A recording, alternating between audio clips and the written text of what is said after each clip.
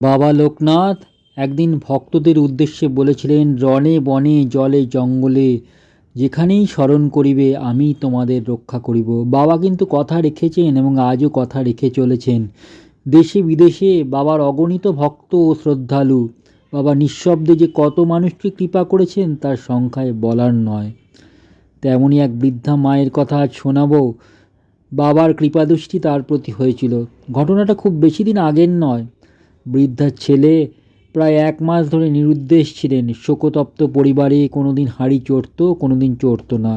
ছোট্ট নাতি সারাদিন বাবার খোঁজ করে চলেছে। বৃদ্ধা এবং তার বৌমা দুশ্চিন্তায় কাতর। একদিন বৃদ্ধা বললেন, বৌমা, আজ আর রান্না করে কাজ নেই, এবেলা চলো আমরা মুড়ি চিড়ে খেয়ে কাটিয়ে দিই। বৃদ্ধা দুপুরের দিকে কোনো এক কারণে বাড়ির বাইরে বেরিয়েছিলেন। হঠাৎ হাজির এক বৃদ্ধ ভিক্ষুক। বললে, মারে, বড় খিদা লেগেছে, তোর ঘরে দুটো ভাত খাবো। বৃদ্ধা বিরক্ত হলেন, বললেন, আজ বাড়িতে হাঁড়ি চড়েনি, ভাত হবে না, অন্য কোথাও দেখো। বৃদ্ধ বলল, তোর ছেলের বৌমা তো আর ভাত চড়িয়েছে রে, তোর ছেলে ফিরে আসবে রে, চিন্তা করিস না। বৃদ্ধা একথা শুনে আরও বিরক্ত হলো। ভাবলে, এই লোকটি তো আমার হাঁড়ির সব খবরই জানে, হয়তো কোনো বদ মতলব আছে, ঘরে গিয়ে চুরিচামারিও করতে পারে। বৃদ্ধা তাকে 2-4 কথা শুনিয়ে দিলেন। বাড়ি এলে দেখেন বৌমা ভাত রাঁধছে। কিছুটা আশ্চর্য হলেন, মুখে কিছু বললেন না। তারপর যথারীতি কাজের চাপে যা হয় জিনিসটা ভুলে গেলেন। রাত্রে ঘুমানোর পরে সকাল হলো। হঠাৎই দুপুরে 11টা সাড়ে 11টা হবে, তখন হঠাৎ দেখলেন ছেলে বাড়ি ফিরে এসেছে। এতদিন যে ছেলের কোনো খোঁজ নেই, তিনি বাড়ি ফিরে এসেছে। আনন্দের আতিশয্যে 2 চোখ বেয়ে অশ্রু ঝরছে। বৌমা এবং বৃদ্ধা তখন আনন্দে উদ্বেল হয়ে গেছেন। সারাদিন ছেলেকে নিয়েই কাটলো। রাত্রে ছুতে গেছেন, হঠাৎ স্বপ্ন দেখছেন বাবা লোকনাথ মাথার কাছে দাঁড়িয়ে আছে। তিনি তার কমণ্ডল দিয়ে বৃদ্ধার মাথায় জল ঢালছে।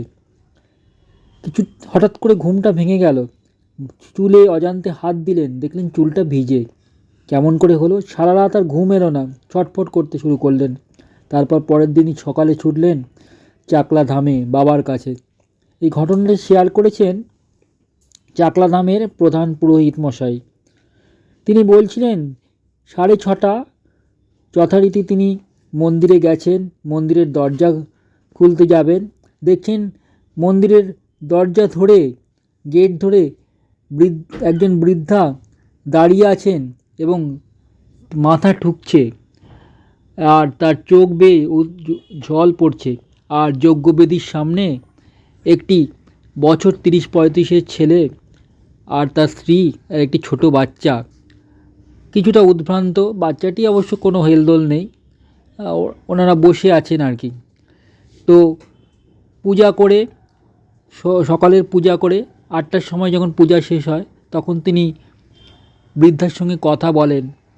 কথা বলে জানতে পারেন, পুরো ঘটনাটা জেনে তিনি আরও বিস্মিত হয়ে যান।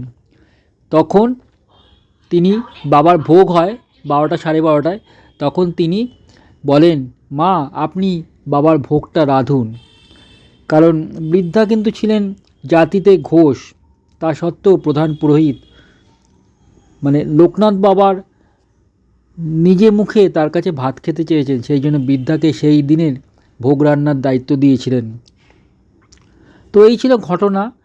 সত্য মিথ্যা যাই বলেন না কেন, বিশ্বাসে মিলায় বস্তু, তর্কে বহুদূর। আপনি যদি মনে বিশ্বাস রাখেন, বাবার প্রতি ভক্তি রাখেন, তবে অবশ্যই বাবার কৃপা পাবেন। ভালো থাকবেন, সুস্থ থাকবেন, নমস্কার। আর পারলে আমার চ্যানেলটা সাবস্ক্রাইব করবেন।